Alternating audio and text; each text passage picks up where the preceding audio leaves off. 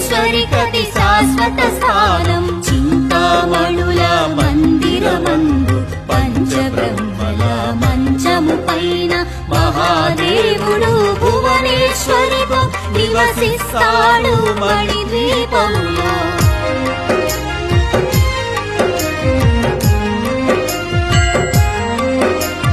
మణిగణ ఖచ్చిత ఆభరణాలు చింతామణి పరమేశ్వరి దాల్చి సౌందర్యానికి సౌందర్యముగా అగుపడుతుంది మణిద్వీపములో. పరదేవతను నిత్యము కొలచి మనసర్పించి అర్చించినచో అపారధనము సంపదలిచ్చి మణిద్వీపేశ్వరి దీవిస్తుంది.